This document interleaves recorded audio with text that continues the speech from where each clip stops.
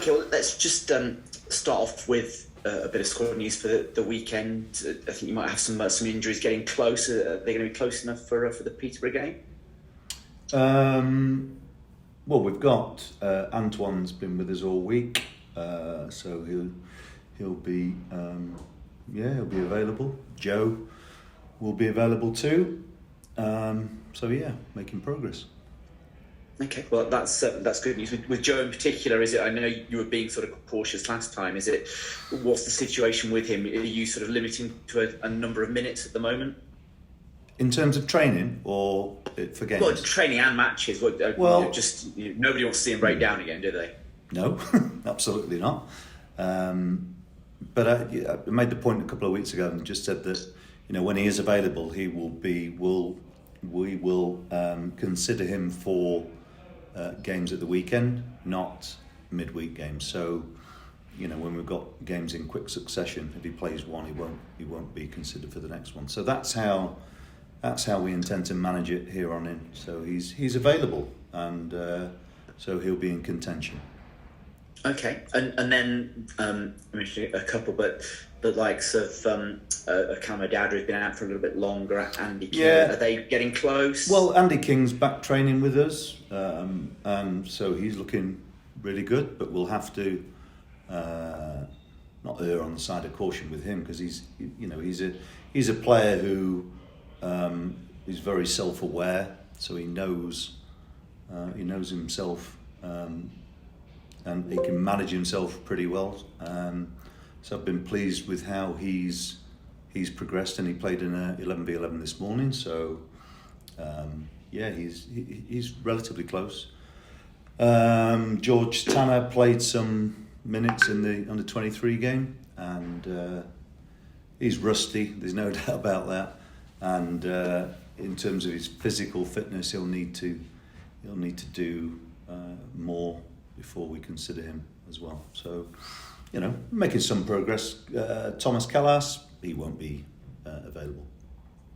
Okay, so at least you've got a couple more options than perhaps at Bournemouth then. Yeah, we're it's something I always expect. You get one or two back, and you might lose another one, and it's just the nature of the game. We've got a relatively small squad, so. When we've got a few missing, that's when it becomes a bit tight. But it's always opened up opportunities for some of our younger players, and they've done well when they've been required. Well, understandably so. They've had a great season, many of them. As much as your focus is on the here and the now, when it gets to the stage of the season, you've got to start. You're planning and bits and pieces. With the out of contract players, do you know in your own mind, have you made decisions there, or are there still sort of question marks over one or two of them? Well, I mean, I wouldn't use this as a forum to post it to telling people exactly what the situation is if I've not spoken to them individually. But look, there is still time this season for decisions to be either tweaked or changed, or so really if players are out of contract and they get opportunities to play, then clearly it's they've always got a chance to make a difference. Let's put it like that. Yeah. And I'm sure each player will have their own sort of individual goals and areas that you're looking to see improvement or development in their game. Is that something you would see across the season? You've seen enough from the squad in general? Have you seen players improve over the last 12 months?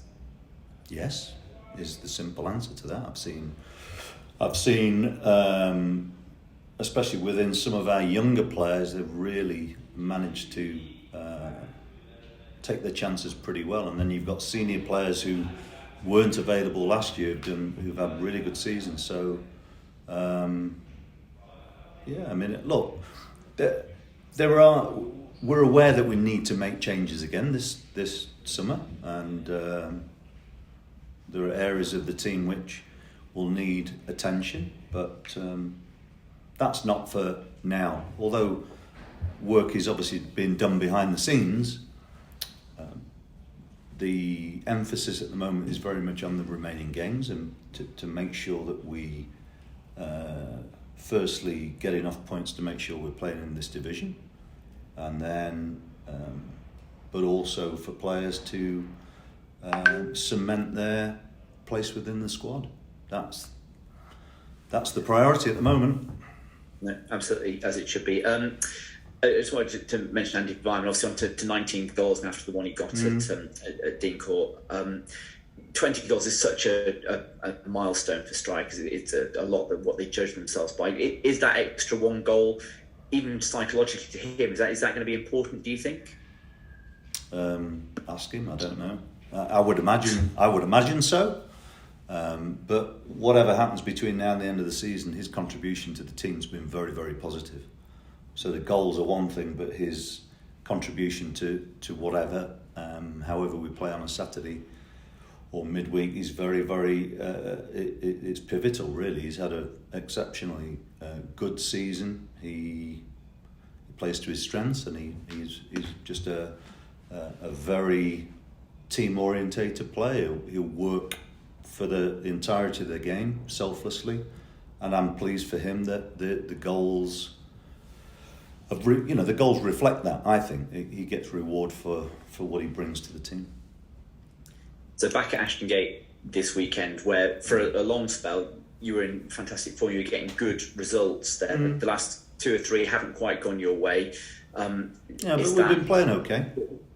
Yeah, and in some of those, certainly the 2-2 with West Brom, where you conceding again late, it felt like a defeat, but it's a good point. Is that sort of Coventry? We outplayed Coventry. That was a disappointing result for us, but we played exceptionally well on that line. Yeah. Okay. And looking at we know the sort of defensive side of things, but I just went back through the results yesterday. It was, and basically, if you concede less than 2 goals all the way back through November, you win a match, isn't it? And I know you've been working hard at trying to tighten things up, but is that still the focus on what you're doing? Because obviously, going the other way, things have been pretty good.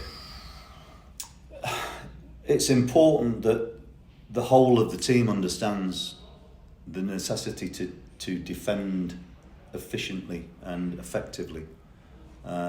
We've had a real concern with defending from set plays, and have totally changed our system.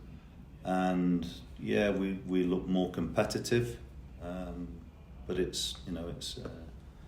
but throughout the whole of the game, we've got to be able to defend our goal with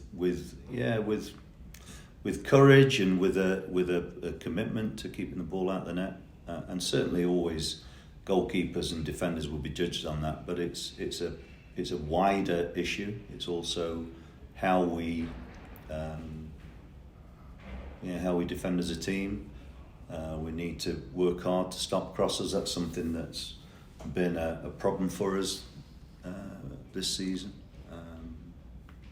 So there are always lots of areas to improve, but of course we've talked about this every week, I think, for the last few weeks, that the shift in what our problems are as a team have changed quite dramatically through the season, from not being able to create chances and not look effective as an attacking side to being a bit vulnerable now at the back, and we've got to try and rectify everything, but at least we are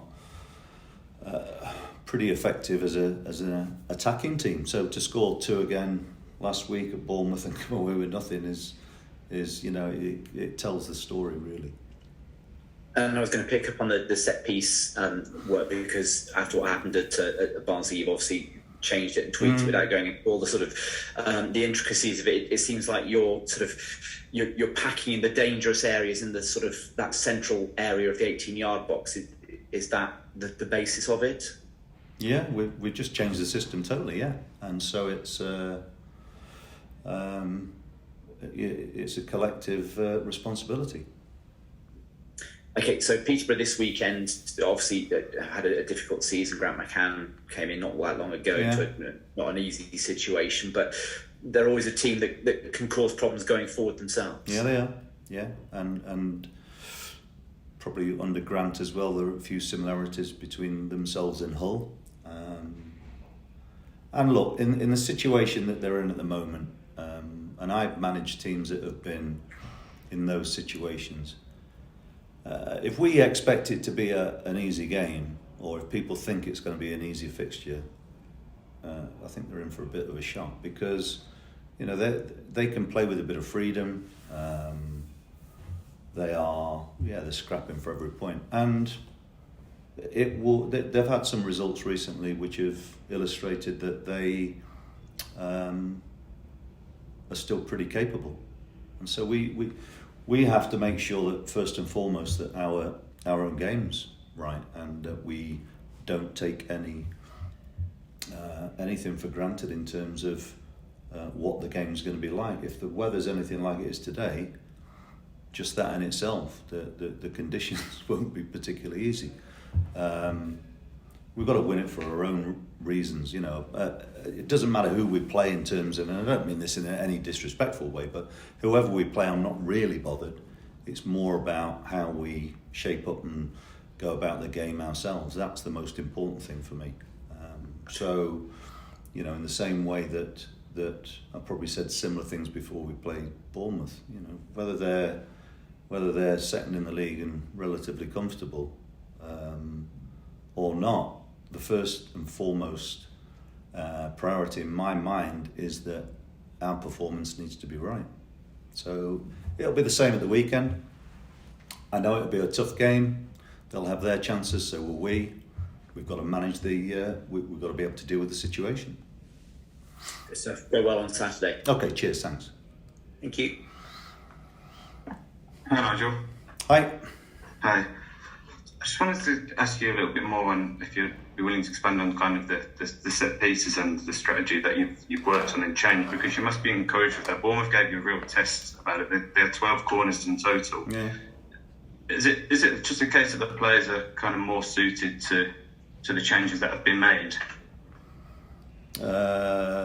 Possibly, but we had to try and change something. So, yeah, but we're only a couple of games into that, and we'll see how it continues between now and the end of the season. But let's see. 2 games post making a change is a bit too early to give you any definitive answers. But we've certainly. We've defended set plays with quite a lot of commitment recently, and that's better. That's better than we were. So we'll see.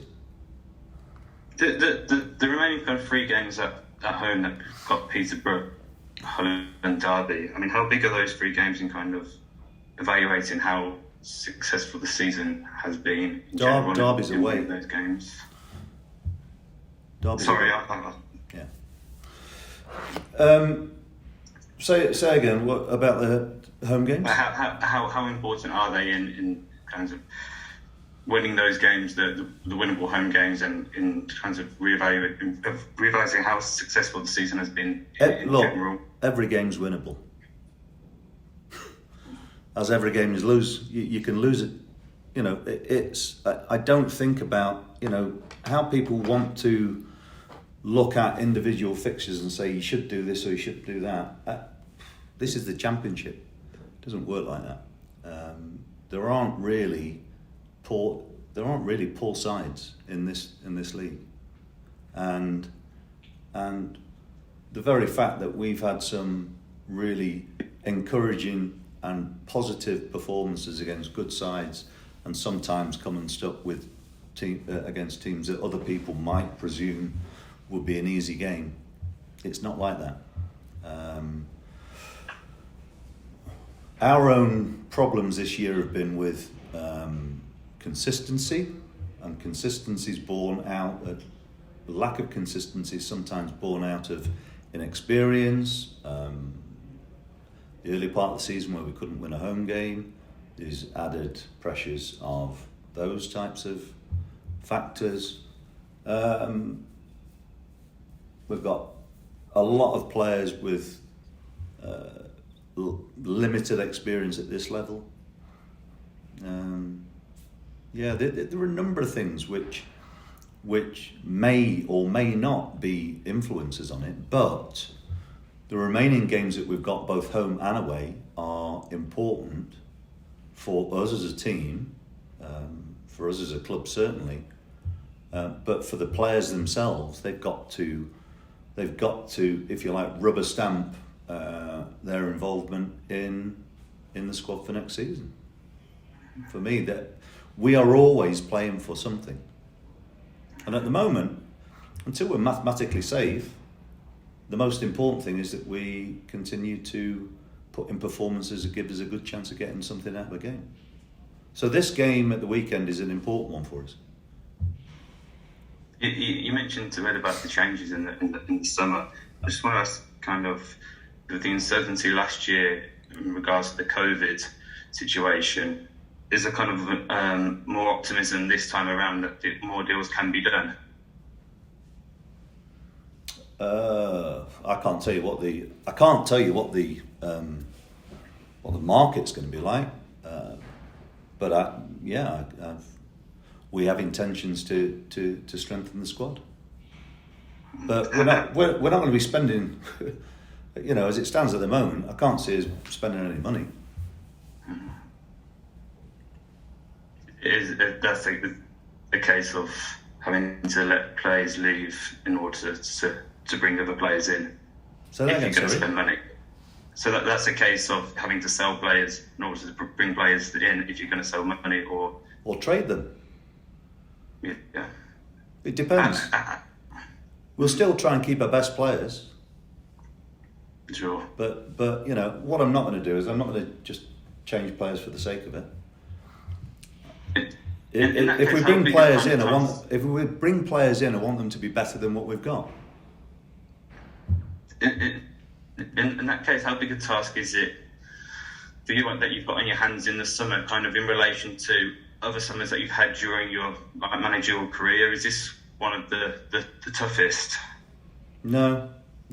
I've managed teams with the transfer embargo. I've managed teams where we're totally skint. So no, it won't be. I've never really spent a great deal, on players. I think the most I've ever spent, and that was, when we were in the Premier League, was about 8 million, which is not a lot of money in the Premier League. But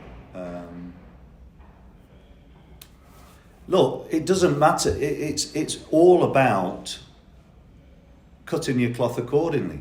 We are in the situation that we're in as a football club, and if we need to be creative, we'll be creative.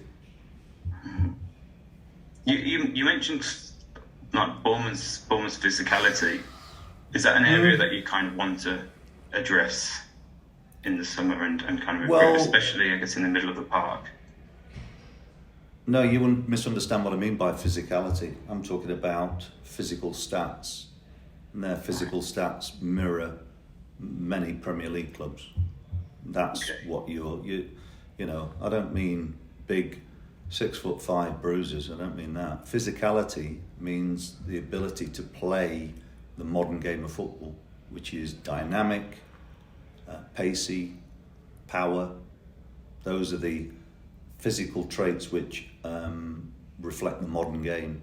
And so teams that come down from the Premier League normally have a level of athleticism that a lot of sides that are either been in the Championship for a long time or sides that have been promoted from League One don't possess. It's the game is very, very, the divide between the Premier League and the Championship's massive. So let's not kid ourselves about, it's not just about the technicalities of it, it's about the physicality and the physical traits of modern footballers. They are athletes. It is a different game to what it was a few years ago, and it will continue to develop in that way. But the fine margins in the Championship are kind of clear this season because you've got Fulham and Bournemouth who are kind of running away with it in a way, but you've also got the Luton, Huddersfield, I think Blackburn, who are all kind of mid-table or lower down in the division last season. So that just kind of show that it doesn't always take an awful lot to kind of make that leap into and challenge for the playoffs? Well, in your head, probably, yeah. I know what you're saying, but when we played Huddersfield here, we were 3 points behind him. Had we have beaten them, we'd have gone level on points. What they've done is managed to have a run of games with a relatively settled side, and yeah, they've had a relatively settled side all season. So, yeah, I know what you're saying, but it's the ones who have come down from the Premier League club, and then the rest of us. That's how it works, and quite often you get teams can make late surges. I think we'd have all said around Christmas time QPR would be up there, and they've had a really bad series of results. West Brom too. Look at Stoke. Everybody would be, Stoke City would be a side at the start of the season where people would be expecting them to be in and around it, especially with spending, etc.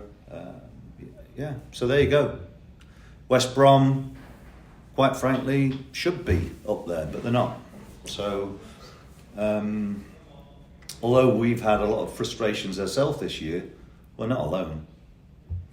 I think if you ask our fans, when they travel home, when they go to home games and speak with away fans, or when our fans travel, I would imagine when they talk to each other, there'll be more in common, and more frustrations in common than we'd all think. So look, my focus is on trying to solve the challenges that we have here as a football club. So comparisons, you can do that.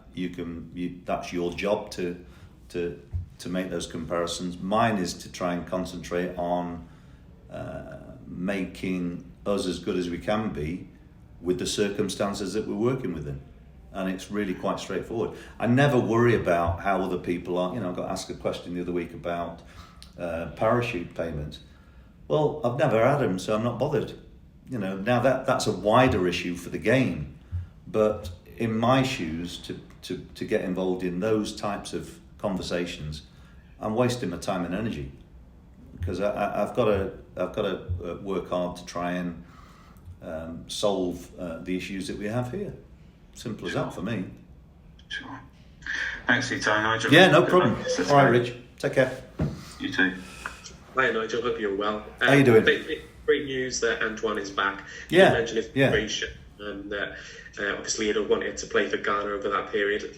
With the World Cup draw done, Ghana qualified as well, of course. Is he at the level of a World Cup striker at the moment? Oh, I don't know whether I can comment too much on that. All I'd say is that if he gets selected to go along, it'll be a great experience for him.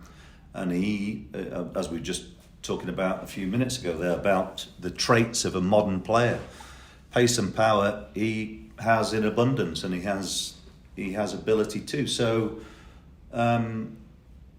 he has the profile of a top end striker. But then, of course, it's about being able to deal with the psychological aspects of performing at the top end. So it would be, look, if he gets selected for the squad, that's fantastic in itself, and being able to be in an environment where you're playing against the top players of each country is just an experience which would be, I think, invaluable to him. Could he go and make an impact? I don't see any reason why not, but I wouldn't really want to put overload the sort of expectation on him either.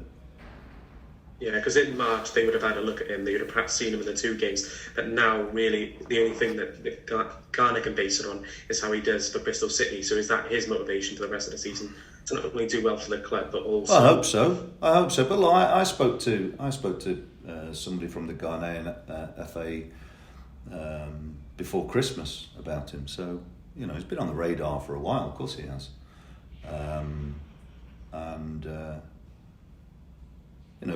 Antoine's focused to try and finish the season as well as possible, because you look at his season, he didn't really get back into the swing of things until probably mid-November, something like that.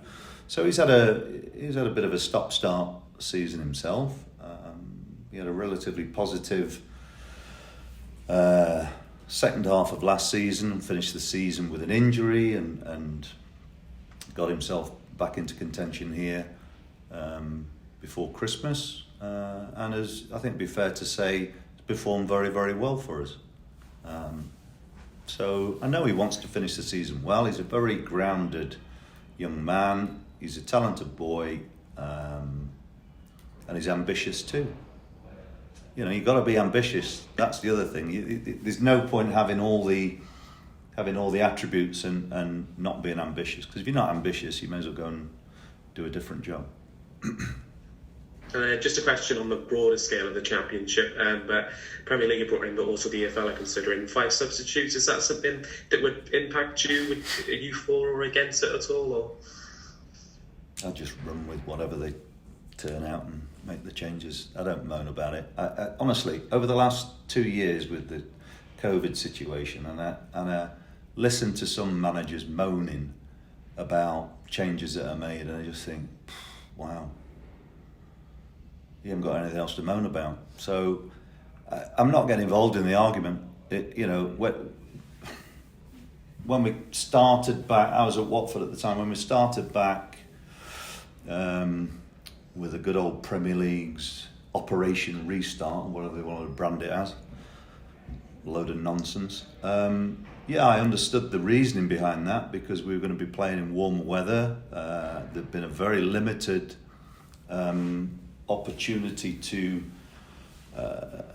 get a mini pre-season, so there was a much greater risk of injury. Everybody who was working for football clubs from the medical departments were pointing out to the Premier League about the risk of that, and they weren't really listening too much. But they decided to allow more substitutes to be used, and I understand the reason for it. Outside of that, just to change it, whatever happens, we'll run with, but I'm not really too bothered. And then just lastly as well, season tickets have gone on sale for fans this week as well. Obviously, fans will support the team, whatever the matter. But for you to try and get more fans on board, in the ideal scenario, what would you do for the fans to explain your message to them if they're considering to get one? Well, I think we've already spoken about what the remaining 6 games are important for, and I think football fans of any club would like to have some optimism looking forward. Our